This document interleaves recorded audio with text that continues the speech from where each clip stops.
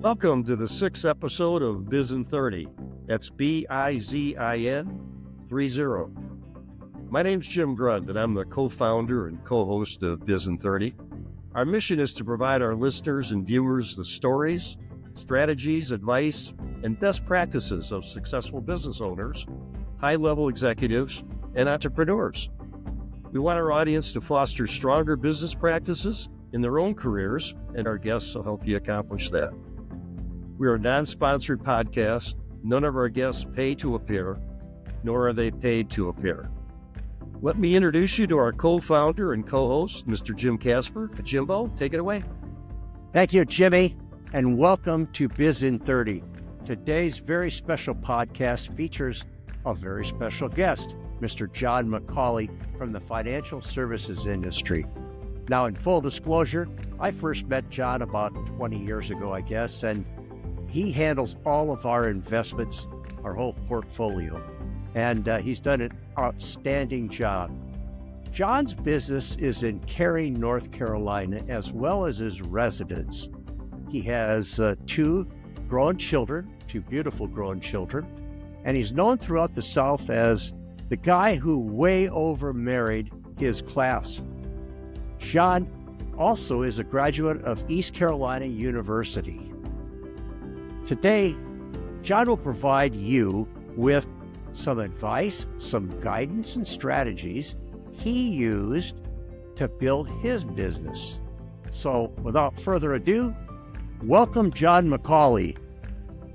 Welcome, John. I appreciate it, to both of you. Thank you so much. It's an honor. John, please tell us about your professional background and education, how long you've been in financial services, and your business. Okay, great. Yeah, I went to East Carolina, as Jim mentioned, graduated in 1991, spent the first 10 years or so, 10 years in different sales roles with primarily two different companies in different industries, totally different industries. In 2001, as you know, the economy was dragging a little bit. I was in my early 30s trying to figure out, okay, I thought I was old at the time, which was funny, but I basically stumbled across a great regional brokerage firm that gave me an opportunity to break into the business in 2001. And I joined right before 9/11 and took my Series 7 about 9 days after 9/11. So the sanity of it at the time seemed a little out there to make this career choice, but it's treated me really well. It's been really, really gratifying, satisfying business. I've been lucky to be a part of it in the States. It's been good. John, you mentioned the certification. What kind of educational background did you go through with your degree or major in order to get into this career?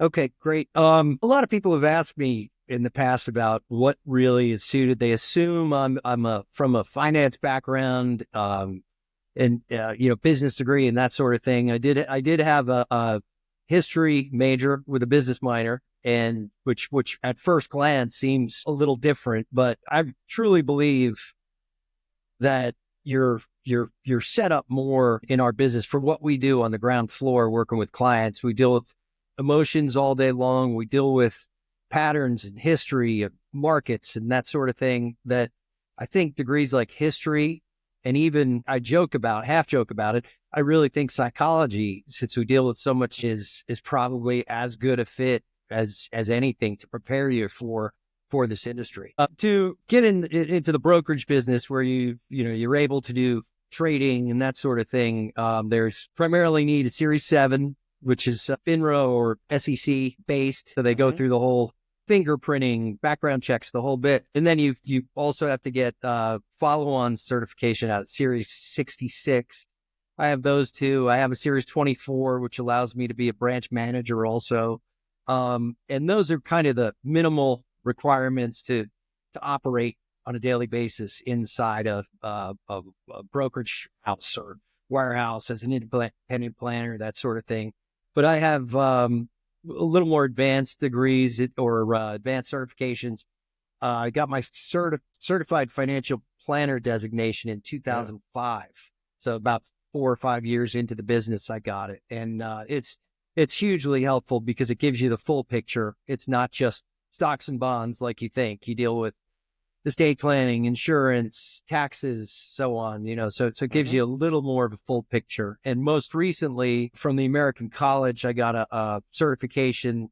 It's the Retirement Income Certified Professional, which really goes deep dive into post-retirement and managing not just the assets, but managing the decision-making, like Social Security elections, when to claim, that sort of thing. But it also goes into the emotional side of retirement because, as you know, there's so much more to it than just, we all plan to get to the date of retirement. We don't plan for the next day and the next, hopefully 30 years, so it was a great certification, the most recent one I got.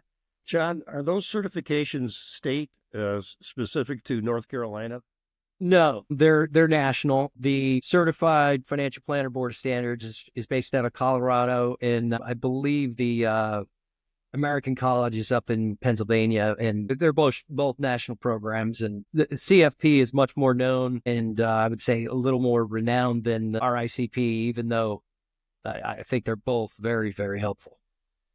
How often do you have to recertify, John, or it's typically an annual requirement for continuing education, so many hours, and they even have, a lot of us also have life insurance certifications, which is more of a state-run system than it is national, but all of them require continuing ed, and of course additional monies every year to keep your active status going.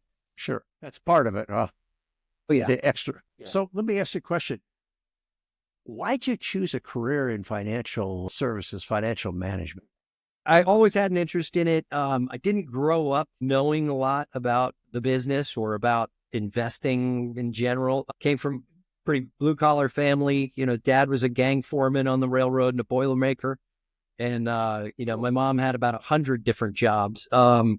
So didn't learn much in the family. Got started relatively young investing, with my first job in K and at 22 years old, and, got some good advice early and was always interested in it. And with the downturn of 2000, Y2K coming to an abrupt end and the dot-com bust, it's kind of a funny story, went to a job fair in Raleigh just to see what am I going to do next. Had my stack of resumes like everybody else, and I show up, and it was at an Embassy Suites, and, it was on one of the floors, and every company had a room or whatever. And I thought for sure I was going pharmaceutical. I was going to be selling whatever, selling Viagra. Anyway, so I get there, and the line is a mile long at every one of the pharmaceutical companies. And so, yeah. So as I'm walking around trying to figure out what am I going to do here, this is insane. I stumble across a great regional brokerage firm that had a room, and it was empty.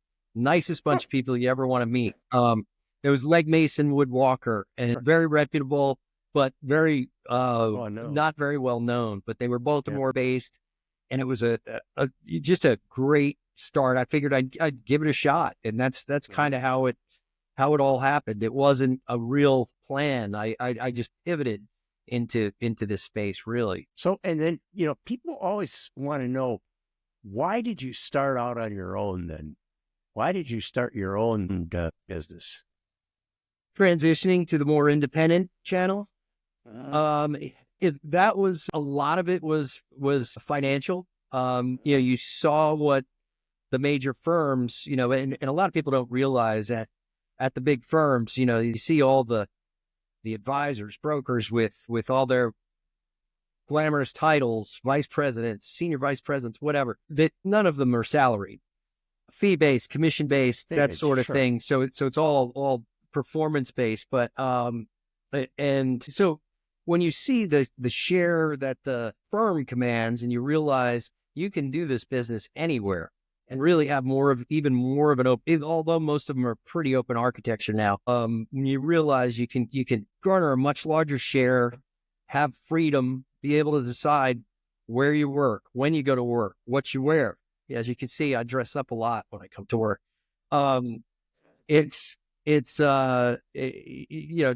just the freedom side of it, the flexibility. The last major firm I was with, I realized there was layers upon layers of management that I was paying for, or my clients were paying for.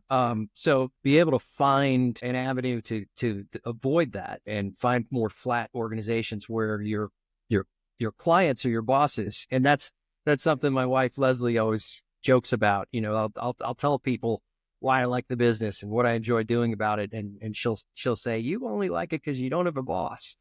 And That's true, though. it helps. It absolutely helps. I have Sure. to admit, my hard head likes that. So And Jimmy, something you ought to know about John is he doesn't work too far from where he lives. His office isn't too far away. He gets to work in his golf cart, and he drives through Prestonwood Country Club on the way there and stops and gets a free coffee. And John's noted for that. And then he goes to work. Kind That's of a nice not a life. bad program. That sounds like That's- a very nice situation. Yeah. it it is a does. nice situation. Yeah. I get so- to see so the It's a beautiful 54 holes in the community on my way, and sometimes I walk. It's very rare. I'm usually golf carting it, but I can walk to work. I can ride my bike. Fantastic. It's Very nice. nice. The other thing is, for those watching, if you want to have that kind of life, it takes a lot of work, doesn't it, Chuck? Absolutely. You know that. Yeah. Yeah. Yeah. Yeah. So, other than capital management, what other services do you offer in your business? It's become, I kind of got in the business in the midst of transformation. Basically, the commission-based straight capital management was coming to an abrupt end. And so it was perfect that when I got in, I think I got a taste of the old world of commission-based world to more of a asset fee-based management role and more of a total picture role that included everything from planning for long-term care, tax planning, you name it, estate, even helping with estate planning and so on. But we're able to help, even though a lot of it's not direct. We're not able to sell product per se, but we can help people point them in a right direction when it comes to lending and that sort of thing, mortgage, credit cards, you name it, Oh, I didn't know that. so it's so we touch on just about anything and everything you could think of financially. I didn't know that. That's very And interesting. in building this business and all the facets of it, I'm sure you ran into some challenges, and maybe you could share some bumps in the road with our listeners and how you overcame those challenges. Yeah, it's a great question, Jim. It's been a fun ride, but yeah, it's had its share of challenges, as you can imagine. When you start in your early 30s, you don't have a lot of assets. You're trying to convince people I'm the right one to help you get to where you need to get to. I can help you manage your assets the right way. And so those first few years are they're kind of funny because you learn so much. It's the information overload is insane, but after a while, 5, 6, 7, 8 years in the business, the GFC comes on, the financial crisis comes on in 08, 09, and guys like me who built a business for 7 years or so, we're trucking along, we're making a nice living, building a nice business the right way. And in the span of less than 18 months, we were cut in half. So it was a rude awakening, to say the least, so those sorts of things that you can't control. You just can't control what political events or geopolitical events are going to happen, what is going to cause the next thing, and how long is the next thing going to last. So that's a challenge, trying to convince people that you're trying to not let them hurt themselves. And I think about the end of the crisis, I had a couple of clients that I couldn't convince to stay the course, to stay. They would literally March of 2009. I could think of the two clients that I had the deep conversations with, and they dug their heels in. The Dow, I think at the time, was 6,500. And it's, what is it, 44,000 now? They got out and they never really got back in. I mean, it's Some were, it led to other decisions, chasing better things at the wrong time, that sort of thing. So that's a challenge because you can only push so hard because it's not my money. It's their money and it's their lives and it's their. So it's you got to find the right balance to help. Well, that goes along with what you were saying about besides your technical skills, that you got to be a psychologist and be compassionate and be able to get people through their tough times. So, are there any other behavioral traits that you can think of that would help somebody, create the culture that they need to manage the storm? I was thinking about that before we talked, and some of the common things I've seen, or I work with 401k plans, helping, or have in the past helping managing the plan itself and helping clients, employees enroll and that sort of thing, and the kind of things you see probably the worst of the worst inside those plans, like as far as decision making goes. So you see people, they don't know what they don't know, and so they'll look at instead of getting help from someone like me, they look at a prospectus and go, or the lineup of funds and go, oh, well, that one was the best one the last year, so I'm going in that one, and they'll pick the 5 best performers, and we all know the 5 best performers the last 5 years could be the worst 5 the next 5. And yeah, so, and it's all sort of related, but they chase the winners. So, and a lot of times it's what's related is they don't diversify, they all of a sudden, and right now we're seeing all we hear about S&P 500 and NASDAQ, S&P 500, NASDAQ. And the world's forgotten that there's, an international market that's growing out there, and it's had its challenges the last 10 years, made some money, but nowhere close to the S&P 500. I think we'll learn again, that when the developed international or emerging markets leads, people will start funneling back in there after the fact. They'll chase the winners again, and then they just keep running back and forth. And those are the kinds of things. It's fear, greed, not knowing what you don't know, but one of the things I'll do a presentation every year at a plan provider, and I go through giving them all sorts of advice and tell them what this economist said and this economist and this, and give them all sorts of different flavors of what the world is thinking is going to happen. And then at the end of the day, I tell them all that the only thing everybody has in common is nobody knows. Nobody knows. There you go. That's exactly. Everybody wants to know what's going to happen in the next 3, 6, 12 months. We have no idea. It's yeah. There's so many different variables and factors that go into the whole global event. Exactly. John, let's focus on this behavioral thing just, one more time, if we can, for success in this business. Now, I don't mean to be describing you, but I mean, you obviously have to be a self-starter, right? I mean, yes. To succeed, You have to be a self-starter. I would think, too, you need to be fairly well-versed in communications. And I like your psychological aspect, the psychology aspect of it. Hey, so question for you. What about your competition, competitiveness? I mean, you must have to be a competitive person. Yeah, absolutely. I know you were a Division I athlete. Yeah, right. So you came with competitiveness. Yeah, there's no doubt. One of the frustrating things in the business is that the marketing is so good at so many places that they market themselves as something they're not in a lot of ways. You see a lot of companies do that. So everybody is in financial planning and talks about the holistic thing and that sort of, but it's usually it's not what it is, or a lot of times it's not what it is when you dig a little deeper into what people are doing at the end of the day. So, but it's a competitive world, but it's also one of those worlds where you don't need 1,000 clients. You don't need 5,000 clients. You need 50 to 75 great households that want to team up with you and get to where you want to go together. And Sure. Yeah.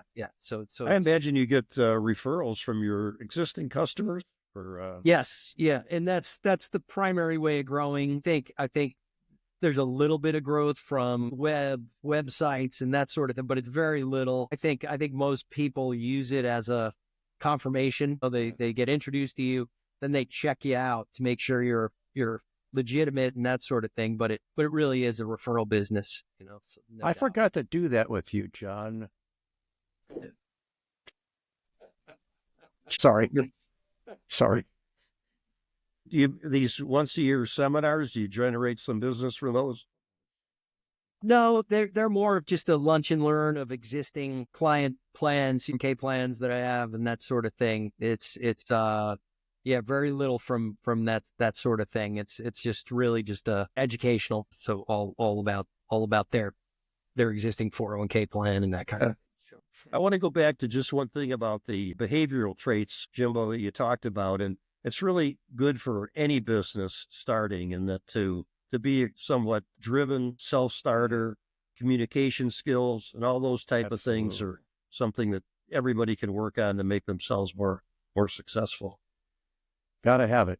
I agree. Yeah. So, John, I know our audience, and I want to just kind of switch tracks for just a second. We'll come back to this, but I know our audience is going to know what are the top 3 mistakes people make when they invest in the market? Top 3. Sort of touched on it a little bit, but it really is. It's the when things are frothy and good, they're usually chasing it. They're usually not. They got the fear of missing out, and they're jumping in, and they're not stepping back and saying, "What am I trying to do here? What is this vehicle that I'm using?"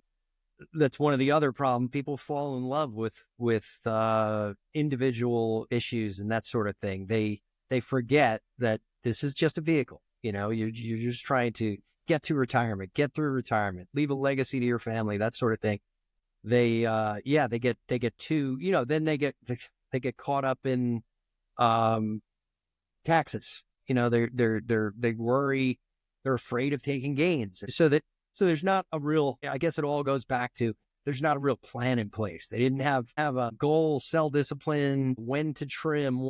When do we get out of vehicle A, or when do we trim? People don't do basic things like, if you've got equities that are up 40, 50% and bonds are flat, it's probably, and you started out with a 60-40 mix, you're all out of balance after a run like that. And people don't adjust. And they did it before I got in the business. They did it in the late 90s and during the .com stuff. And, we saw what happened the next 20 years when those names that were such high flyers like Cisco and I can't even think of some of the other names. Intel, but they AOL. Yeah, they were all high growth, high flyers. And now you look at them the last 15 years, 25 years, what have you done? It's amazing how people forget. People have even forgot, excuse me, I'm plugging something in here. People have even forgotten the 2022. It was only 2 years ago. And I think the world's already forgotten, that we had kind of an ugly year with the interest rate rises and the reaction to it. So, it's a very forgetful world in a lot of ways. So Sure. Well, that's great advice. I mean, that is great advice. So let me ask you a question. What kind of government regulation are you under? If you're Series 7 license, Series 66, those are federal. Those are through FINRA, the Financial Regulatory Authority. And our world is under a microscope. Like I think I mentioned, we get fingerprinted and everything else before, but they do background checks, list everything on the FINRA website, FINRA.org website.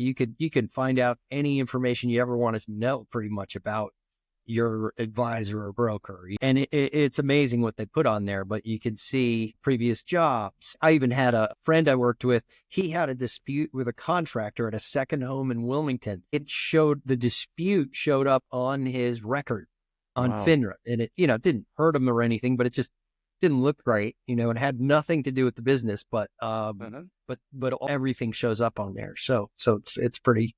So anyway, so we get, when we affiliate with a firm, independent firm, whatever, it could be a wirehouse, could be a regional firm. We have internal auditors. Yeah. Basically checking us out every year, making sure all our ducks in a row, at least once a year, and make sure files, everything's documented properly. Files are in order. You're following all the security protocol and that sort of thing. So there's a lot of oversight, definitely a lot of oversight, a lot of continuing ed for that. And, everything from anti-money laundering to senior investor protection and that kind of thing. So there's a lot of stuff to worry about, especially with the technology, the way it's changing. There's different stuff every single year. Well, I'd be remiss if I didn't ask the next question, John, is what is your outlook for the economy in 2025? Hopefully optimistic. How about that? Yeah, that's good. I mean, it's better than it has been for a while. Yeah, it's like I said before, it's anybody's guess. It really is. There's just there's so many fires in the world. There always are. It's just how big are they going to get? So at the end of the day, though, the next 5 years, I feel pretty good about. Next 10 years, I feel pretty good about. Next year, I don't know. I wish I could be more clear on that, but there's a lot of things up in the air right now, and the shakeup's occurring. We hope it all shakes out the way we want it to. So, how about the market then? Is that flowing right along with that, John? The market itself? Yeah, sort of. I was just going to say, we could see some great economic improvements and less regulation and those sorts of things that help free up the economy a little bit. The markets might not. The markets might not follow necessarily lockstep with it. That's because they were overvalued coming into the year. So we could see some really positive economic things, and the market not necessarily follow along. There might be more of a lag than we'd like. So it's interesting. I probably feel better about the economy and some of the things we're doing than I do necessarily about markets the next 12 months. John, to wrap us up a little bit here, maybe can you tell us what you think maybe the 3 or 4 best elements we've kind of touched on them of owning your own business?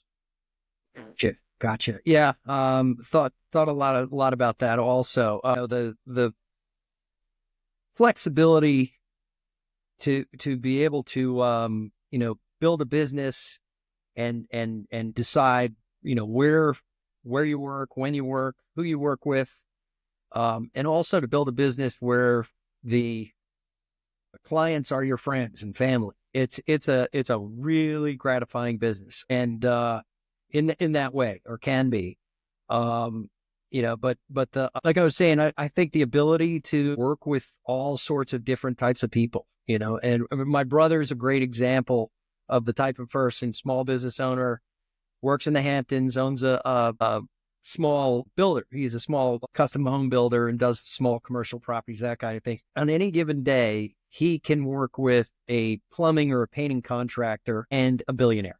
Literally a bit. I mean, he deals with both of them equally well, and it's it's a pretty cool skill to have that he has. But one of the things that I wish I had found earlier in my life that I found helpful, and I gave the book to my kids. Mel Robbins, are you guys familiar with Mel? I'm not. Okay, she's a what would you call her? Self-help, business, personal Okay. sort of Coach, personal coach. Yes, yeah. But she has a book out. It's called The 5-Second Rule, and I think it's only a few years old. But I made both the kids read it, and we kind of as a family got into it. But 5-second rule is great because I think one of the things that prevents people from getting to that next level is that little voice in your head. You got an instinct, you should act on it, and then that little voice takes over, and the brain stops you, and you never do it. The 5-second rule, there's actually some science behind it, where you have a thought, you need to do something, count 5, 4, 3, 2, 1, do it.